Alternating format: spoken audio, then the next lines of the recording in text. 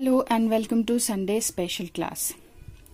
वैसे तो इस लॉकडाउन में हर दिन ही संडे है, पर ये संडे स्पेशल इसलिए है क्योंकि इसमें हम कुछ special set of questions discuss करेंगे। ये सेट ऑफ क्वेश्चंस आपके बोर्ड एग्जाम के लिए बहुत इम्पोर्टेंट होगा। साथ ही ये आपके बेसिक कॉन्सेप्ट्स को क्लियर करता है, आपके कॉन्सेप्ट्स को स्ट्रॉन्ग बनाता है और वेरियस कॉम्पिटिटिव एग्जाम्स के लिए बेनिफिशियल है, एक बेस देगा आपको। तो इसमें देखते हैं आज पहला सेट है, सेट 1 में क्या क्वेश्चंस है। आज का जो सेट 1 है वो MCQs पे है, मतलब मल्टीपल चॉइस क्वेश्चन। इसमें 10 मल्टीपल चॉइस क्वेश्चंस डिस्कस करूंगी जो आपके पिछले वीडियोस में जितने भी टॉपिक्स कवर हुआ है उससे रिलेटेड है। तो पहले एक नजर उस पर डाल लेते हैं जो जो हमने डिस्कस किया है पिछले वीडियोस में। अब तक की क्लास में हमने पढ़ा है क्वांटाइजेशन ऑफ चार्ज, जिसका फॉर्मूला होता है Q is equal to NE, जहां पर N है एनी इंटीजर और E है चार्ज ऑन 1 इलेक्ट्रॉन। दूसरा टॉपिक है कूलॉम्स लॉ, जो दो चार्जेस के बीच के फोर्स को देता है, which is 1/4 pi epsilon not Q1 Q2 by R square. तीसरा टॉपिक था electric field, that is E is equal to force upon charge. तो यहां से हम E the force on a charge in terms of electric field लिख सकते हैं as Q into E। चौथा टॉपिक है electric field due to a point charge, जो हमने इलेक्ट्रिक फील्ड में ही डिस्कस किया था। अगर एक पॉइंट चार्ज हो Q तो किसी डिस्टेंस R पर उसकी इंटेंसिटी या इलेक्ट्रिक फील्ड क्या होगी, वो होता है 1/4 pi epsilon naught Q by R square. इसके साथ एक और टॉपिक भी हमने डिस्कस किया था, continuous charge distribution. Continuous charge distribution को हम डिफाइन करते हैं इन टर्म्स ऑफ चार्ज डेंसिटीज, और चार्ज डेंसिटीज 3 टाइप्स का होता है। Linear charge density lambda, Q by L, जहां Q है total charge, L is total length of the object. Sigma is surface charge density, that is total charge by total area, और rho है volume charge density, मतलब Q by V। इन सारे topics को detail में हमने clear किया है और डिस्कस किया है पिछले वीडियोस में। अगर आपने नहीं देखा है तो प्लीज पिछले वीडियोस को रेफर करें एक बार, उसके बाद ये सेट ऑफ क्वेश्चंस को सॉल्व करें। और अगर आपने किया है, भूल गए हैं, तो प्लीज एक बार रिवाइज कर ले पिछले वीडियोस को देखकर। अब चलते हैं सेट ऑफ क्वेश्चंस की तरफ। सेट 1 का पहला क्वेश्चन है, the minimum value of charge A charged body can have is 10 to the power minus 19 Coulomb, 1 Coulomb, 1.6 into 10 to the power minus 19 Coulomb, या फिर 0। तो आंसर है 1.6 into 10 to the power minus 19 Coulomb. ये कैसे आया है, ये हम क्वांटाइजेशन से एक्सप्लेन कर सकते हैं। By quantisation of charge we know Q is equal to NE, N is any integer, E is charge on electron। Minimum value of N जो होता है वो 1 होता है, और किसी भी बॉडी में चार्ज मिनिमम तब होगा जब N की वैल्यू मिनिमम होगी। तो N की मिनिमम वैल्यू 1 है, तो N की वैल्यू को 1 रखेंगे तो यहाँ पर ये मिलेगा 1.6 into 10 to the power minus 19 coulomb. So correct option is B। Question number 2, Coulomb's force between 2 point charges varies with distance R between them as, मतलब कूलॉम्स फोर्स दो चार्ज के डिस्टेंस के बीच किस तरह से डिपेंड करता है। तो by Coulomb's law we know force is proportional to the product of the charges and inversely proportional to 1 by R square. मतलब दोनों चार्जेस के बीच का डिस्टेंस R हो तो force is proportional to 1 by R square. तो इसके definition से ही ये आंसर मिल जाता है। तीसरा क्वेश्चन है, Coulomb's law is applicable two point charges, spherical charges, like charges, या फिर all of these. Coulomb's law के स्टेटमेंट में ही ये क्लियर है कि the Coulomb's force between 2 point charges at rest, तो 2 पॉइंट चार्जेस जब रेस्ट में होंगे तभी कूलॉम्स लॉ एप्लीकेबल होगा। लाइक चार्जेस, स्फेरिकल चार्जेस नहीं है, तो right answer is option A. Force on stationary point charge Q in an electric field E is Q by E, QE, Q square E, या फिर QE by Q square. तो electric field के definition से ही पता है, the force on per unit charge is E, तो force on electric field on any charge will be Q E, तो correct option is B. Question number 5 is electric field intensity due to a source charge Q at a distance of R varies as R square R to the power -1 R to the power -2। मतलब एक point charge Q है जो कि source charge की तरह act कर रहा है, तो R डिस्टेंस पर उस इलेक्ट्रिक फील्ड की इंटेंसिटी क्या होगी। तो electric field intensity due to a charge at distance R हमें पता है ये होता है E is equal to 1/4 pi epsilon not into Q by R square, जहाँ Q है सोर्स चार्ज और डिस्टेंस है R, तो Q 1/4 pi epsilon not constant है, तो यहाँ से E will be proportional to 1/R square. 1/R square का मतलब है R टू द पावर -2, इसका रेसिप्रोकल करेंगे तो correct answer is option D. Question number 6 is the value of absolute electrical permittivity of free space, मतलब epsilon not की value पूछ रहा है। Option A, option B, option C और D है। यहाँ पर एक चीज देखिए, ऑप्शन ए वैसे तो करेक्ट है, ऑप्शन ए और बी में जो न्यूमेरिकल वैल्यू है वो दोनों सेम है, सिर्फ यूनिट का फर्क है।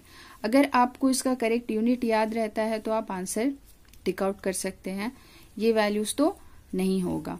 ये वैल्यू कैसे आया उसका एक्सप्लेनेशन देखते हैं।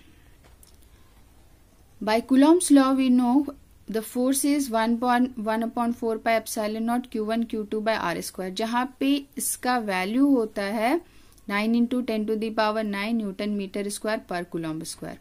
तो इस वाले इक्वेशन से हम एप्सिलॉन नॉट की वैल्यू को कैलकुलेट कर सकते हैं। एप्सिलॉन नॉट को एक साइड ले जाएंगे, बाकी टर्म्स को दूसरे साइड ले आएंगे, तो क्या मिलेगा 1/4 पाई 9 × 10⁹ और इसका यूनिट इधर आएगा तो ये हो जाएगा कूलॉम्ब स्क्वायर पर न्यूटन पर मीटर स्क्वायर। पाई की वैल्यू को यहाँ पे 3.14 रखेंगे, इसको कैलकुलेट करेंगे तो ये आ जाएगा 8.85 × 10⁻12 और ये है यूनिट। तो कभी कभी सिर्फ यूनिट भी पूछ लेता है एग्जाम में। तो एप्सिलॉन नॉट की ये वैल्यू इस फॉर्मूला से कैलकुलेट कर सकते हैं, पर क्योंकि एमसीक्यू आपका सिर्फ 1 मार्क्स का होता है तो 1 मार्क्स के लिए इतना कैलकुलेशन करने में बहुत टाइम लगता है, तो मेरा सजेशन ये है एप्सिलॉन नॉट, क्योंकि ये कांस्टेंट है तो इस कांस्टेंट की वैल्यू को आप याद ही रखें। सो करेक्ट ऑप्शन इज ए।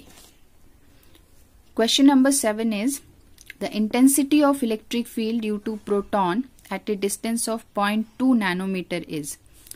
एक चार्ज है प्रोटॉन जिसको मान लेते हैं क्यू पे हमें पता है कितना होता है उसका चार्ज, तो E का फॉर्मूला होता है due to a point charges, एक चार्ज यहाँ Q है एट डिस्टेंस R, यहाँ पर इंटेंसिटी निकालना है, ये होता है 1/4 pi epsilon not into Q by R square. तो ये वाला फॉर्मूला से कैलकुलेट करेंगे तो ये 3.6 × 10⁻10 न्यूटन पर कूलॉम्ब आएगा। कैसे आएगा देखते हैं। E का ये एक्सप्रेशन है फॉर पॉइंट चार्ज, तो ये वैल्यू हो गया 9 × 10⁻9। Q है यहाँ पे प्रोटॉन पे चार्ज होता है 1.6 × 10⁻19 और डिस्टेंस दिया है 0.2 नैनोमीटर, मतलब R जो है वो R है 0.2 नैनोमीटर। नैनो का मतलब होता है 10⁻⁻9 और इसका स्क्वायर है तो ये 0.2 × 10⁻⁻9 का स्क्वायर होगा।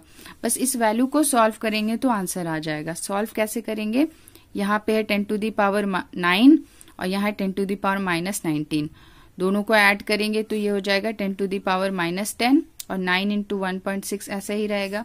यहाँ पर क्या करते हैं 0.2 है तो 2 को हम लिख सकते, इसको 2 करके यहाँ पे एक पावर हो जाएगा -1 इंक्रीज होगा 10⁻⁻2 होगा, होल स्क्वायर है तो ये आ गया 9 × 1.6 × 10⁻⁻10, इसका स्क्वायरिंग करेंगे तो 4 × 10⁻⁻20 मिलेगा। ये 4 से ये 0.4 टाइम्स कैंसिल होगा, 9 × 0.4 इज 3.6 और ये ऊपर जाएगा तो 10⁻+20 -10 तो ये हो जाएगा 10⁻10। तो correct option is B. Question number 8 is a body can be negatively charged by giving excess of electrons to it, removing some electrons from it, giving some protons to it, removing some neutrons from it. तो क्या कह रहा है कि किसी भी body को हम नेगेटिवली चार्ज किस तरह से कर सकते हैं, या तो उसमें इलेक्ट्रॉन्स ऐड करेंगे, रिमूव करेंगे, या तो प्रोटॉन्स ऐड करेंगे या न्यूट्रॉन्स रिमूव करेंगे। तो न्यूट्रॉन्स तो न्यूट्रल है, ऐड करे या रिमूव करे बॉडी के चार्ज में कोई फर्क नहीं पड़ेगा। प्रोटॉन्स पॉजिटिवली चार्ज है, अगर उसमें ऐड करेंगे तो बॉडी में पॉजिटिवली चार्ज आएगा, तो ये ऑप्शन भी गलत है। Removing some electrons, electrons negatively charge है, इलेक्ट्रॉन्स को रिमूव करेंगे तो बॉडी में पॉजिटिव चार्ज आ जाएगा, तो ये ऑप्शन भी नहीं। तो correct option is giving excess of electrons, मतलब by adding negative charge that is electrons to the body. तो right answer is A. Question number 9 is a proton and an electron are located in a uniform electric field. They will experience equal forces in same direction, forces equal in magnitude, accelerations in opposite directions, accelerations equal in magnitude. तो uniform electric field में proton को रखेंगे और electron को रखेंगे तो force का relation किस तरह का होगा। तो मान लेते हैं यूनिफॉर्म इलेक्ट्रिक फील्ड है E, तो हमें पता है यूनिफॉर्म इलेक्ट्रिक फील्ड में जो फॉर्मूला होता है फोर्स का दैट इज QE। तो इलेक्ट्रॉन को रखेंगे तो इलेक्ट्रॉन के लिए force will be FE that is, और चार्ज होता है -E इलेक्ट्रॉन पे, तो ये हो जाएगा F -EE। और प्रोटॉन को रखेंगे तो प्रोटॉन पे चार्ज हो जाएगा +E इंटू E। तो यहां से देख सकते हैं FE एंड FP मैग्नीट्यूड में इक्वल है, माइनस साइन सिर्फ ऑपोजिट डायरेक्शन बता रहा है, तो दोनों फोर्सेस का मैग्नीट्यूड सेम होगा, मतलब option B is the correct, forces equal in magnitude. ये ऑप्शन गलत है, सेम डायरेक्शन में नहीं होगा। एक्सेलरेशन डिपेंड करता है mass of proton and mass of electron, दोनों का मास अनइक्वल है तो इक्वल एक्सेलरेशन नहीं होगा, और इक्वल नहीं होगा तो मैग्नीट्यूड भी इक्वल नहीं होगा। तो the only option correct is B. और आज का लास्ट क्वेश्चन है that is question number 10 is the SI unit of surface charge density is coulomb per metre square, per metre cube और coulomb metre square. Surface charge density को हम define करते हैं as total charge by total area. तो Q का unit है coulomb और area का है metre square, so this is coulomb per metre square. This is the right answer. तो आज के सेट में हमने 10 क्वेश्चंस, इंपॉर्टेंट क्वेश्चंस है, बेसिक भी है साथ साथ। तो आप अगर इसमें कोई डाउट है तो कमेंट सेक्शन में जाकर पूछ सकते हैं।